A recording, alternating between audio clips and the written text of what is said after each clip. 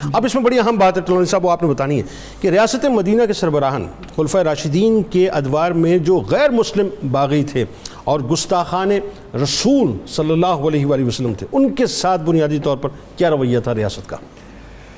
دیکھیں، اس کا ایک پہلو تو ڈسکس ہو گیا کہ ریاست نے ہر طرح کی جو اس کی رعایا تھی، سبجیکٹس تھے، ان کو حقوق دیے۔ جب حقوق دیے تو ان کے ساتھ ہی رسپانسبلٹیز بھی شروع ہو گئی۔ درست۔ امیڈیٹ رسپانسبلٹی کیا ہے؟ جیسا کہ دستور مدینہ کے اندر اس کو کئی دفعہ مینشن کیا گیا، وہ ریاست سے، دستور سے اور دستور عطا کرنے والی اتھارٹی سے وفاداری ہے۔ ٹھیک ہے۔ پرائمری چیز کون ہے؟ دستور عطا کرنے والی اتھارٹی۔ واہ! کیونکہ اس اتھارٹی کی بنیاد پہ دستور بھی قائم ہے، درست، اور اس دستور کی بنیاد پہ ریاست قائم ہے۔ جب آپ اس اتھارٹی کو چیلنج کرتے ہیں یا اس اتھارٹی کے اگینسٹ جاتے ہیں تو آٹومیٹیکلی آپ تمام کے تمام حقوق سے محروم ہو جاتے ہیں۔ یہی وجہ ہے کہ جو اصول طے کیا سیدنا ابوبکر صدیق نے، آپ نے فرمایا کہ ان کا کیا ایڈمنسٹریٹو یا کانسٹیٹیوشنل میجرز کیا تھے خلافت راشدہ کے۔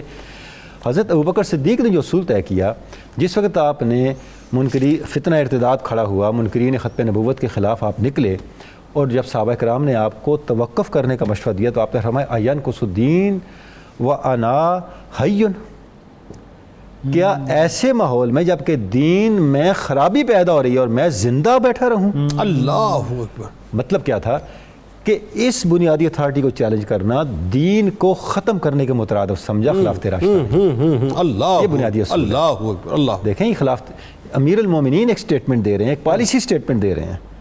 امیر المومنین کی پالیسی سٹیٹمنٹ دیکھیں، وہ مشاورت ہو رہی ہے نا، اس میں ایک فیصلہ طے پا رہا ہے۔ اگر آج کا زمانہ ہوتا تو آپ کہتے ہیں یہ کانسٹیٹیوشن کے اندر ایک امینڈمنٹ ہوئی ہے، کانسٹیٹیوشن کے اندر ایک آرٹیکل کا اضافہ ہوا ہے، یہ آئینی اور منشوری بات ہے، منشوری دستوری بات ہے، بالکل ٹھیک ہے، اور اس پہ سب نے سواد کیا۔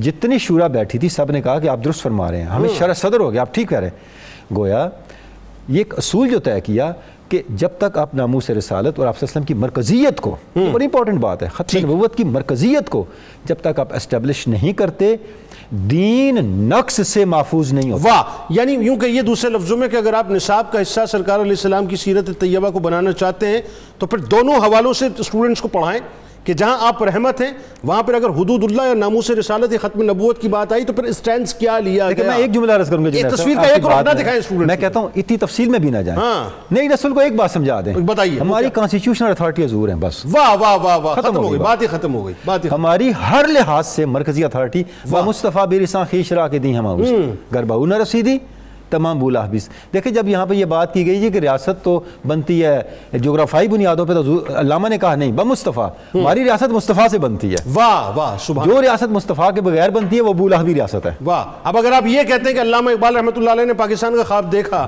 اگر آپ یہ تسلیم کرتے ہیں اور تسلیم کرتے ہیں پھر آپ کو یہ بھی تسلیم کرنا ہے کہ علامہ نے کہا ہے، پھر وہ آپ تسلیم کریں نا کہ یہ تاریخ ہے۔ نہیں، آپ یہ تسلیم کرتے ہیں، بالکل، پھر آپ یہ بھی تسلیم کریں نا کہ علامہ ہی کا یہ کہنا ہے۔ وہ کس ریاست کا خواب دیکھا، یہ بھی تو دیکھیں نا، ریاست کا خواب دیکھا، کس ریاست کا خواب دیکھا؟ واہ واہ واہ واہ! جو تصور دیا وہ کیا تھا؟ سادہ تصور یہ تھا ہماری ریاست خاص ہے ترکیب میں قوم رسول خاص۔ واہ! سبحان اللہ! ڈاکٹر صاحب، ہماری ریاست کا مرکز و محور، ہماری پہچان دین سے لے کے دنیا تک صرف ایک ہستی ہے، وہ حضور اکرم صلی اللہ علیہ وسلم ہے، اور اس میں کوئی شریک نہیں۔ ہمارا ہب، ہمارا مرکز، ہمارا سب کچھ جو ہے سرکار علیہ السلام کی ذات اقدس۔ بالکل ٹھیک ہے۔